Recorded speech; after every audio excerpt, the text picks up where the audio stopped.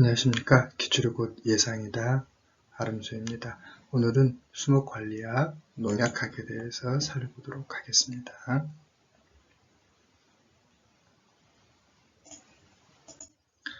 일단 농약의 정의와 명칭에 대해서 살펴보시면 저 같은 경우는 식물보호 기사를 준비했었기 때문에 조금 중복된 내용이 많이 있었습니다. 그래서 강론 부분은 많이 중복됐었고요.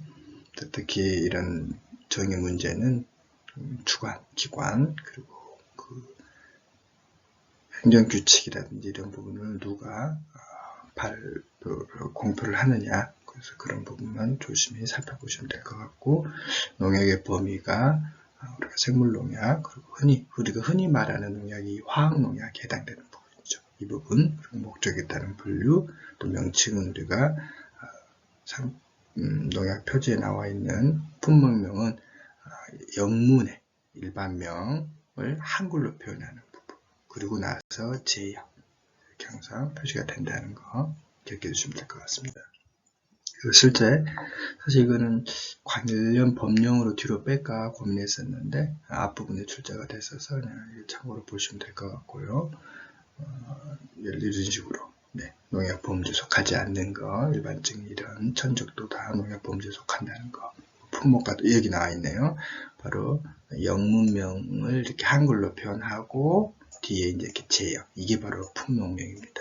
품목명이고 이제 이에 해당하는 어떤 상표명이 이제 위에 이렇게 딱 나오겠죠. 농약 표지 첫 앞면 보시면 이렇게 나오는 거 살펴보시면 되고, 또 이렇게 사실 이 부분은 이제 강론에서 이게 살충제라는 걸 알고 있으면 고를 수 있는 문제입니다.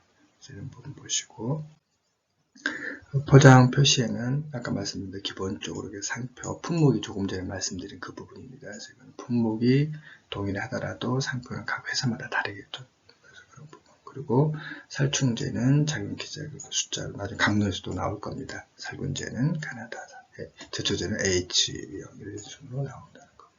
이 부분이 아직 안 나왔는데 아마 색상도 물어볼 수 있을 것 같아요. 충분히 이 색상. 독성 때는 나왔었던 것 같습니다. 보시고 나머지 가볍게 뒷부분도 나오지만 우리가 약효가 길어야 되니까 약효가 미흡하거나 약해 다른 어떤 작물에 해로운 부분이죠. 그게 있으면 안 되겠죠. 이런 경우는 시험 성적을 했을 때 이런 게 밝혀졌으면 등록이나 사용이 금지된다는 거. 그리고 잔류 허용 기준이 반감기 180일 이 부분도 시험제 출제됐었는데 이거는 이제 관계 법령적으로 뒤로 뺐습니다.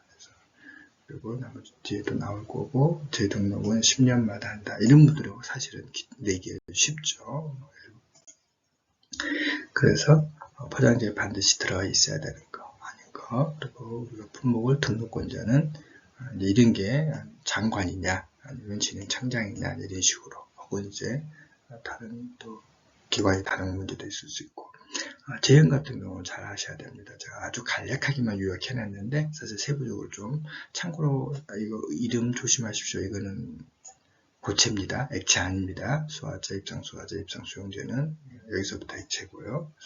당연히 직접 살포는 다 고체겠죠. 이런 부분 읽어보시고, 이렇게까지 나올까 싶었는데 또 이 계명활성제의 HLB, 친수, 친유균형비가 기출에 나왔었습니다. 두 분이나 나왔었거든요. 그래서 그 부분 한번 살펴보시라고 제가 그렇습니다. 그래서 친유성, 오일이죠. 오일, 워터가 친수, 그래서 이 부분이 낮고 친수성이 높다는 거, 이 정도도 기억해 두시면 좋을 것 같습니다.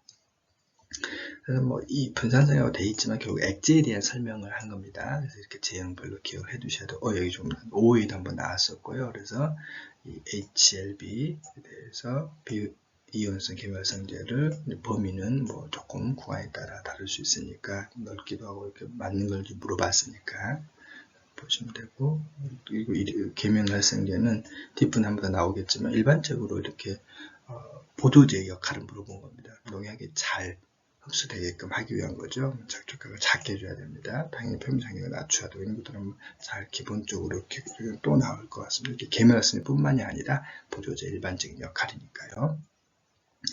그리고 액제에 대해서, 액제는 물에 녹는 수용성이기 때문에 투명하겠죠. 그런 부분. 그리고 아까 나왔을 때 또 나왔죠. 7회 때 5회 나왔었는데 바로 계면활성제는 낮을수록 친유성이 높고 높을수록 친유성이 높죠. 부착량을 당연히 늘리기 위해서 보조제를 쓰는 거지 않습니까? 이런 부분들은 가볍게 해서 맞는 지문들도 잘 기억해 두셔야 됩니다. 그게 기출을 가지고 예상 문제를 하는 거기 때문에 꼭 기억해 주십시오. 그리고 각각의 재행에 관한 설명들 하나하나 다 알아두셔야 되고요. 꼼꼼하게 보셔야 됩니다. 재행들은 이 옳은 내용을 중심으로 잘 기억을 해 두십시오. 그래야 나중에 그리고 어떤 부분이 틀렸는가 아셔야 다음 문제에 또 우리가 맞을 수 있습니다. 그러니까 그런 부분을 또 그래서 구해야죠. 요즘 이제 출제 경향이 이렇죠. 그래서 1분 안에 문제를 풀어야 되는데 이렇게 단순하게 물어보기보다도 여러 가지 되게 쉬워 나열해주고 해당되는 거. 최근 경향이 그렇습니다. 재행 효과 그랬죠? 당연히 가장 큰 목적은 바로 침투량 증가 그리고 부착량 증가겠죠. 부착이 잘 돼야 또 침투도 잘 되니까요. 그래서 이런 앞면보다는 뒷면이 투과성이 더 좋다는 거예요. 일반적으로. 그래서 뒤에 나오지만 스프링클러 같은 경우는 좀 단점이 스프링클러로 뿌리면 어때요? 이 앞면에만 묻게 되니까 뒷면이 좀 안 되니까 아무래도 조금 떨어진다. 이런 부분도 응용해서 충분히 물어볼 수 있다는 겁니다. 그리고 이제 이게 산수 문제임에도 불구하고 좀 당황하십니다. 그래서 그런 부분들 농도 문제는 꾸준히 나오고 있는데 이제 배액을 물어볼 때가 있고 ppm을 계산하는 문제가 있습니다. ppm이라는 것은 참고로 말하면 이겁니다. 10의 6승 분의 1을 말하는 겁니다. 우리가 퍼센테이지는 100분의 1이지 않습니까? 1%는 100분의 1입니다. 이거를 또 만분의 1 즉 10의 6승입니다. 결국 퍼센테이지를 다시 만분의 1로 한 겁니다. 그래서 그런 부분 기억해 두시면 하고 조금 문제가 배액에서 속지 마실 게 이 주성분 농도 배액에는 전혀 들어가지 않습니다. 배액 계산할 때는 단순히 면적당 사용량을 일석 배수로 나눠주면 되는 거고요. ppm 할 때는 이게 들어가는데 비중은 거의 1이 나올 거고요. 이제 문제는 소요 양량을 물어보면 이걸 쓰겠지만 만약에 추천 농도를 물어본다. 그러면 이거는 반대로 소요 양량에 이걸 곱해주고 살포액과 백을 곱해서 나누자겠죠. 그것만 조금 조심하시면 됩니다. 뒤에 예제가 나옵니다. 그래서 보시면 되고 살포액 조제는 이렇게 읽어보시면 되고 역시 액체 수용제는 수용성이기 때문에 물에 잘 녹습니다. 나머지 부분들은 또 혼합해야 될 부분들이 있고요. 혼용 순서를 말씀드린 겁니다. 그래서 예를 들어서 소화제와 유탁제를 혼용한다 할 때는 소화제를 먼저 하고 그 다음 유탁제를 한다. 마찬가지 유제도 유제와 소화제를 같이 한다 그러면 유제를 먼저 하고 그 다음 소화제를. 그래서 이런 부분들을 기억해 두시면 아직은 안 나왔지만 저는 또 나올 수 있을 것 같다고 봅니다.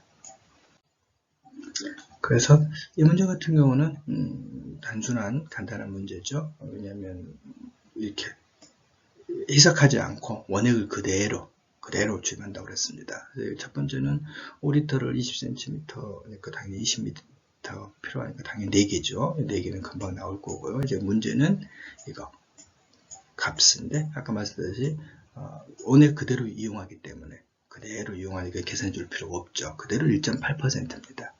1.8%는 다른 말로 하면 왜? ppm은 100만 분의 1, 퍼센테이지는 100분의 1, 한 번 더 해주니까 만분의 1이죠. 그러니까 만을 곱해주면 되는 겁니다. 그리고 이게 가장 기본적인 문제죠. 이런데 형태이지 마십시오. 그냥 500배 해석이기 때문에 이것만 조심하면 됩니다. 1헥타르와 R와의 관계. 1헥타르는 100R입니다. 이것만 알고 계시면 10배. 그러니까 결국 1000리터가 필요하다는 얘기죠. 1헥타르. 그래서 500배 해석하니까 이제 2kg가 나오는 겁니다. 그래서 여기서는 단순하지만 이걸 묻는 문제입니다. 그래서 이걸 순간 실수해서 이제 이렇게 고르게끔 그런 문제죠. 이 부분이 조금 복잡했을 겁니다. 그래서 다행히 계산을 1분 안에 풀기 위해서 이걸 맞춰줬습니다. 단위를. 그래야 계산이 간단하거든요. 그래서 이 부분은 이게 40%고 4000배 해석해서 500리터를 한다. 그래서 일단 먼저 소요 양량 계산할 때 필요 없다고 그랬죠? 소요 양량 계산할 때는 그냥 500리터를 4,000으로 나누면 됩니다. 다만 단위를 조심하십시오. 우리가 밀리리터로 단위를 구하기 때문에 이걸 밀리리터 고쳐야겠죠. 50만이죠. 그래서 50만을 4,000으로 나눠주면 이제 125가 나옵니다. 그래서 문제는 이제 125는 구했어요. 그 다음에 유효성분 농도는 앞에 보시면 죄송합니다. 화면으로 안 넘어가네요. 앞에 보셨을 때 이쪽 유효 성분 이 농도가 원래 농도가 있고 곱하기 그리고 소양량이 있고 곱하기 100이 있고 그리고 여기 10의 6승에서 뒷부분이 있고 이게 바로 앞에 이게 소양량이었지 않습니까? 그래서 앞으로 계산했으니까 125를 계산했으니까 그래서 이 부분 이쪽으로 곱해줘야겠죠. 그리고 이 두 부분을 나눠줘야겠죠. 여기서 말하는 이거는 살포 양량 500리터죠. 이 500리터 들어가고 여기에 이제 아까 유효 성분은 필요합니다. 40%가 필요하고 비중은 1로 줬고요. 그래서 125ml에 10의 6승 곱하기 1 곱하기 농도 40을 곱해줘야겠죠. 그런 다음에 바로 500리터 곱하기 100으로 나눠주면 되는 겁니다. 단위 맞춰주시고요. 여기를 125ml로 했기 때문에 500리터 다시 50만으로 바꿔줘야 됩니다. 그렇게 해서 됩니다. 그래서 이건 한번 연습을 직접 해보셔야 이해가 쉬울 겁니다. 살포 방법도 역시 한번 봐주십시오. 미스트법과 미량살포법 이 정도는 지금 출제를 했었는데 아마 쭉 꾸준히 나올 겁니다. 나무주사법은 어디에서 나올지 모르겠는데 일단 수목관리와 범위에 들어가니까요.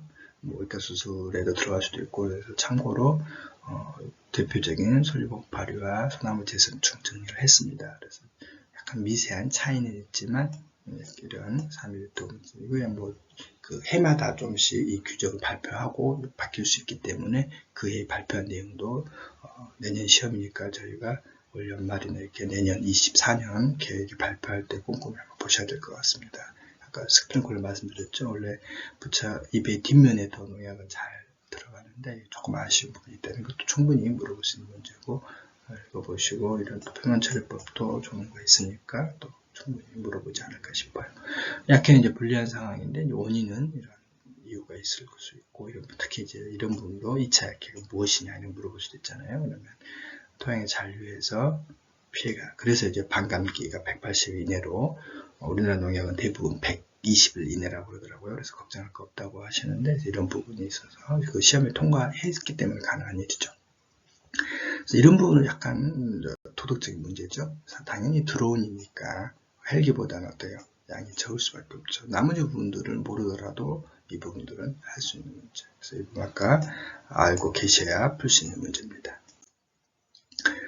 독성 및 잔류. 독성은 대상, 속도, 강도, 경로에 따라서 크게 구분하고요. 그 다음에 우리가 보통 농약화 식물보호기사에서는 잘 다뤘던 문제인데 이런 반수 치사용량이죠. 그래서 한 번에 물론 한 번에 죽는 얘기는 아닙니다. 한 번에 투입했을 때 물론 일주일 정도 지켜보겠죠. 그래서 그 다음 다 총 합해서 50% 정도 치사용 양량을 말합니다. 그래서 맹독성, 고독성, 그 다음 3, 4급 더 나눠져 있습니다. 그래서 더 쭉 보시는데 참고로 이렇게 10배씩 늘어나는 거기 때문에 2개만 했습니다. 그래서 이런 구간들 액체가 더 당연히 4배 정도 똑같이 4배입니다. 그래서 외우기는 어렵지 않으실 겁니다. 이런 것들을 좀 기여를 해 두셔야겠더라고요. 이런 용어, 약자들을. 그래서 일부러 약자에 살짝 페이크를 했던 기출문제가 있었거든요. 그래서 최대 무작용량은 장기간 투여되었습니다. 이거에 근거해서 또 일일 섭취 허용량이 또 계산이 되거든요. 안정기수는 거의 주어집니다. 우리가 10분의 1로 곱하기 10하면 되는데 약간 변할 수는 있지만 그래서 이런 부분들 용어를 좀 기억해 두시면 설마 이런 부분까지 일단 기출이 됐기 때문에 저희 교수님도 다뤄주셨는데 조금 놀랐습니다. 알아두면 좋을 것 같긴 하지만 이거에 대해 더 세부적인 것까지 생물 농축 개수가 생물체 중에 있는 농도를 수질 환경으로 나눠주는 값인데 너무 구체적으로 물어본 것 같더라고요. 이런 부분 너무 좀 구체적으로 물어봐서 좀 당황했습니다. 저도. 그래서 이런 부분들은 나머지야 그대로 읽어보면 되는 문제들인데 보시고 그리고 이건 죄송합니다. 제 정리를 깔끔히 못했네요. 그래서 취소 사유는 강론에서 나올 수 있지만 이제 이런 부분들은 맹독성 때문에 그랬거든요. 그래서 한번 가볍게 봐주시고 또 안전사용 규정도 역시 그냥 가볍게 보셔도 될 것 같은 문제고요. 이 부분도 역시 나머지 왜 틀렸는가 다 답을 고쳐주셔야 됩니다. 그리고 나서 기출로 학습을 하셔야 다음 예상에 되는 겁니다. 답만 딱 보고 끝나시면 안 됩니다. 제가 왜 약을 알아둘려면 이렇게 약간 장난쳐 놓은 겁니다. 사실 물론 이제 얼른 보시면 뉴트리언트라고 영양 쪽이니까 아니라고 아실 수 있겠지만 IPM 우리 종합방제관리 있잖아요. 해충. 그래서 아마 이것과 약간 비슷하게 일부러 살짝 헷갈리라고 이렇게 넣었던 것 같습니다. 보시고 이렇게 나올 수 있다라는 거. 그리고 잔류형 어디라고 그랬죠? 식약처. 네, 그래서 이렇게 충분히 물어볼 수 있습니다. 그래서 이런 부분들, 나머지 옳은 부분 특히 잘 보셔야 되고요. 그리고 나머지 이것도 단위를 다르게 했잖아요. 그래서 나중에 보면 이제 ppm의 개념도 이해할 수 있는데, 그래서 이게 이제 10의 6승이거든요. 미딘이고 킬로이기 때문에 1000이니까 10의 6승. 맞습니다. 그래서 이게 외우기를 0.01 ppm으로 외웠는데 이상하다 이렇게 할 수 있는데 그렇게 일부러 약간 헷갈리게 낸 겁니다. 나머지 또 읽어보시고 당연히 우리가 농약 문제는 산성화잖아요. 9회는 좀 너무했다 싶더라고요. 그래서 특수도형 제가 볼 때 나머지는 일반적인에서도 고민을 했어요. 딱 문제를 받았을 때 둘 다 특수독성 아닐까, 기형성 검사나 염색체 이상이 다, 근데 답은 1번으로 되어 있는데, 이런 것까지, 교수님도 이 부분 언급하지 않으셨는데, 제가 보면서 준비를 방금 복습을 하면서 살펴봤을 때, 이 부분 저도 조금, 그랬습니다. 조금 더 깊게 공부를 해야겠다는 생각이 들었습니다. 네, 또 빠른 시일 내에 다음 단어에서 만나볼 수 있도록 하겠습니다. 고맙습니다.